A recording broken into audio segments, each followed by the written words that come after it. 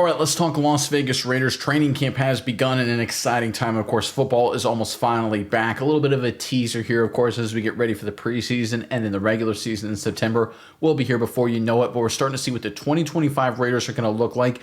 And there is a certain playmaker, a rookie that is emerging as a big-time starter, potentially. It looks like the Raiders have made a key decision here, or at the very least, they're high on this young playmaker. We'll get to all the reports here involving this guy in just 1 second. But first, I'm Nick, and this is Saturday Morning Inspection.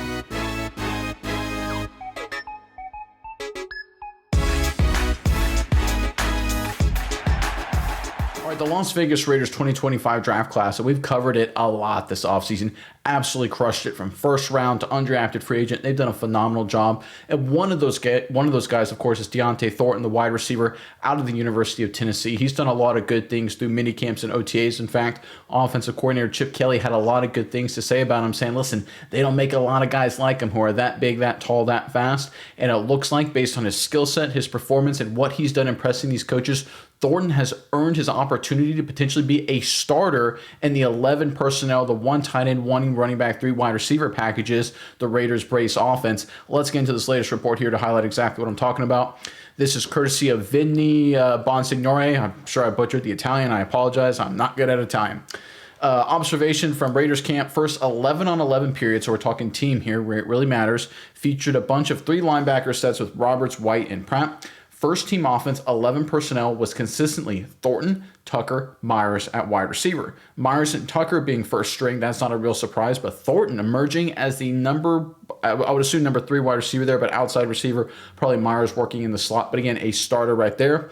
And then he had a follow-up tweet, a follow-up post where he said one more in the second 11 on 11 period. It was Besh, Myers, and Thornton when Raiders' first team offense was an 11 personnel. So again, Thornton, no matter what, he's running with the 1, so it's clear the Raiders view him as a number 1 receiver, a starting receiver, even though he obviously is a rookie, even though he hasn't played a single snap in the National Football League. You go back to what Chip Kelly has said earlier this offseason. I think Max Crosby had a lot of positive commentary when it comes to Thornton as well. Everyone's high on this kid, and they said, listen, he is legit. And it looks like, based on the reports here, the Raiders do have a massive steal emerging in front of our very eyes. As we go through rookie mini camps, OTAs, and mandatory mini camps, we can look at what players are doing well. And we talk about all the time on this channel, if you start well during, at the rookie level and then the mandatory mini camp level, that usually works its way up through training camp, preseason, and then regular season, right? Good players tend to be good players all the time. We talk about that on this channel a bunch. And a lot of people, when we were saying, hey, Thornton, he's doing good, the players, coaches saying some good things about him, some people are saying, yeah, it's early, right? It doesn't really count till training camp. Well, folks, training camp is here. And he's a starter, running with the 1s. I think Thornton's going to be a big-time playmaker day 1 for the Raiders. We've been calling it all offseason. We haven't been the only ones. We've been hearing a lot of you guys in the comment section very high on Thornton as well, and it looks like he is emerging as a legitimate big-time playmaker, a massive weapon for the Raiders going forward. And when we take a step back and look at Thornton and look at him from an analytical perspective in the college ranks and compare him to other big-name drafted receivers in terms of big play kind of guys, big, tall guys, great speed, that kind of dynamic, he looks even better than you think. Let's go into our first graphic here, comparing yards after catch per reception, comparing Thornton to Ted McMillan, Jaden Higgins, and Matthew Golden. All 3 of those guys, great prospects, great receivers in their own right. Of course, were drafted. I think McMillan was a top 10 guy. Higgins and Golden, of course, came later, but they're both very good players, expecting a lot of them, specifically Matthew Golden in Green Bay. I think he's going to be a really good player.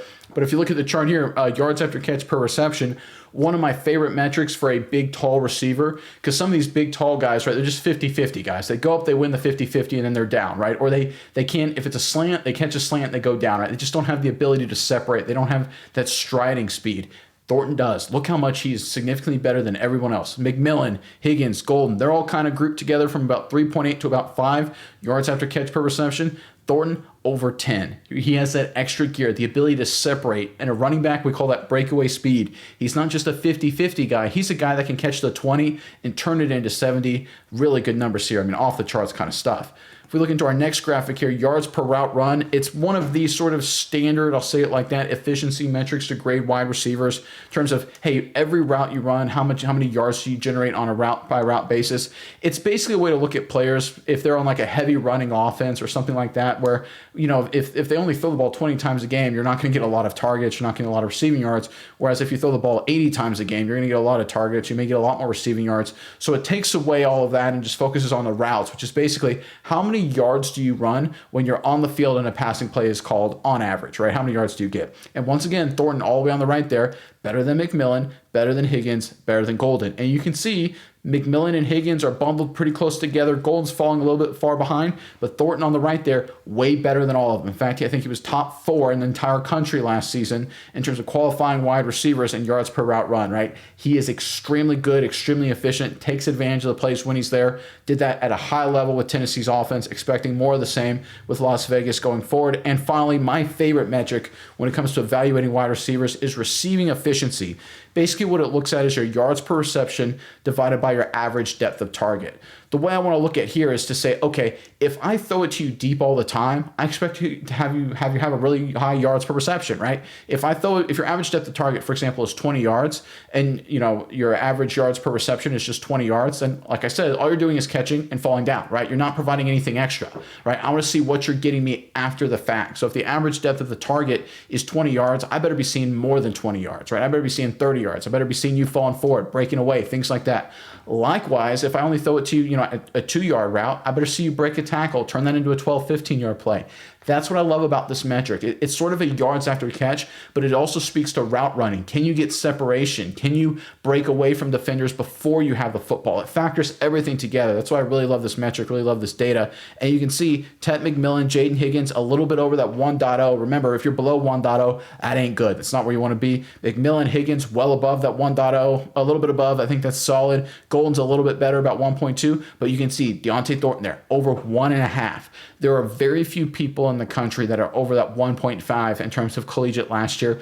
Thornton was among the best. Getting 1.5 is absolutely bonkers in the National Football League. Think about it like this. That's basically saying if I have an average depth of target of 20 yards, you get me 30 yards per reception. You get 50% more after the catch than I do when I throw you on the spot, right? That is bonkers kind of stuff. That doesn't make statistical sense. It should not happen like that. You look at McMillan, Higgins, and Golden. They are outstanding receivers in their own right, and they didn't even come close to what Thornton did here in terms of receiving efficiency. You talk about being a great big play receiver. You talk about having great skill set. You talk about being hyper efficient. Thornton checks every single box and is exactly why the Raiders have him as a day one starter in this offense. All right, Raider Nation, got a few more things to break down here, but before I take a deeper look, I want you guys to answer this question for me, kind of an interesting one. Who is the best big play wide receiver in Raiders history? We're not talking like a third down machine guy. We're not talking about, a crafty guy who can kind of do it all. So we're going to take away, say, Tim Brown, for example. I'm not counting him, but who is the best big play receiver, the guy who makes the big plays down the field in team history? I can think of one guy in particular from the 70s and 80s that comes to mind, but maybe you've got a different guy. Maybe you want to take it in a different direction. Give us your favorite, the best big play wide receiver in Raiders history and put them in the comment section below. And while you're down there, make sure you sign up for our weekly newsletter courtesy of the Substack platform. There's a link in the description box below.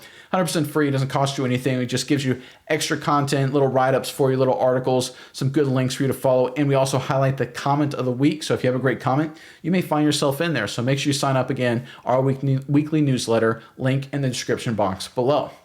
But when it comes to the Raiders and when it comes to Geno Smith and it comes to this entire offense, it's clear, and I've talked about this a lot over the course of this offseason, and Pete Carroll has mentioned it with his commentary around training camp up to this point, is that they are trying to win now, right? Like my joke is the Raiders aren't just win baby right now, they're just win now baby, right? They are really trying to get to that 9, 10, 11 win barrier, get back into contention, which makes sense, right? They're not trying to do a slow build, trying to accumulate capital and work their way up to be competitive again. They want to try and become a contender right this second in time, and they're trying to get there, and I think they got a great chance to do it. We talked about it a little while ago how teams with an 80-plus PFF grade passing and rushing over the past 3 seasons, only 1 out of about 15 that hit that barrier missed the playoffs. So the Raiders right now were struggling in those categories last year, but Geno Smith, he's an 80-plus guy the past 2 seasons, so they check one box there. They added Ashton Jeanty. He'll obviously, I think in my opinion, get closer, be that kind of player for the Raiders this season. So just with those 2 guys alone, they will have elevated 2 key weaknesses into big strengths and will be poised to make a lot of noise, in the AFC West. But the question is going to be, can they surround Smith and Jeanty with enough great playmakers? Obviously, Bowers is fantastic. He's going to be a huge part of that. But what about the wide receivers, right? There's some things to like about Tucker, but I'm not 100% confident. Myers, good, solid, traditional receiver, slot guy, can do a lot of good things, but he's not the elite guy. He's not the game breaker. He doesn't create huge plays and things like that. He doesn't strike fear into opposing defenses. And I think that's what Thornton can do, because right now this Raiders offense, outside of Ashton Ginty and Brock Bowers, they don't have someone in terms of an outside receiver that can just put the fear of God in an opposing defense. And you really need to have that guy on the outside, because otherwise you'll get 8-man boxes, you'll get coverage rotated on Bowers, you'll get safeties on Bowers, coverage safeties, you'll get blitzes on the quarterback and all that. They'll leave their corners on island, make Geno Smith's life hard, right? You don't want to deal with that situation. It makes it hard. But if you got a big play receiver like Thornton who can go 70, 80, and just break a game wide open in one play like he did at Tennessee, it forces defenses to do what? 2 deep safeties, right? What does that mean? 7-man boxes. You can run the football. Suddenly Bowers is going to be one-on-one on linebackers. Or if he's one-on-one on a safety, that means safety has to go to the deep middle, instead of being on the outside. And now you got Thornton one-on-one again, right? If teams have to do that, maybe you get in a favorable slot matchup with Jacoby Myers, right? There's a lot of things open up because you have that big play threat on the outside. And I think that's exactly why Deontay Thornton is going to be huge for the Raiders. And I think that's exactly why guys like Chip Kelly, Max Crosby, a lot of guys were so excited by him, because he gives them a dimension that frankly they haven't had in I can't remember when, right? They had flashes. I remember in 2021 they had Deshaun Jackson, but he was well past his prime. Aside from that one touchdown against Dallas on Thanksgiving, I can't remember a whole lot of really big plays from Jackson. They just, Devontae Adams never really, he was a good player, don't get me wrong, but never really lived up to what they wanted him to be. They haven't had that big play receiver to put the fear of God into opposing defenses until now. And keep in mind, this doesn't take anything away from Jack Bech, their other young receiver. He's going to be a good player. He's going to develop. He's a jack of all trades. He does a lot of things well. I think he'll find a role on this team in short order. But I think Thornton is perfectly suited to be a day one guy. He comes into the game. He is a big play receiver. He's if you have him as a starter, teams got to account for him. And the beauty of it is, because of the structure of the Raiders, he doesn't need to catch 80 balls, right? Because if you look at how they're going to divvy out the football, we know Ginty in the running game is going to get a lot of carries. Bowers is going to get a lot of targets. Myers is going to get his from third down situation. Tucker's going to get some for him. Myers going to get involved probably a little bit too. So you're looking at a guy here in Thornton that's not going to get 10 targets a game. He's going to get maybe 5, but he can take advantage of them because he didn't get a lot of targets in college either, and he was hyper efficient, like I mentioned before with the statistics. In fact, I'll throw it up one more time, just that way we can imagine this receiving efficiency, just because I love this so much, just looking how much better he is than everybody else. This is my favorite statistic when it comes to receivers, certainly on the big play side. And again, this is what Thornton can bring. Hyper efficient, can do it on minimal targets, exactly what the Raiders are looking for. Great physical skill set. Whatever box you can think of, Thornton checks, and the fact that he's already in a starting position for the Raiders is a great sign. I'm expecting big things out of this young wide receiver in 2025.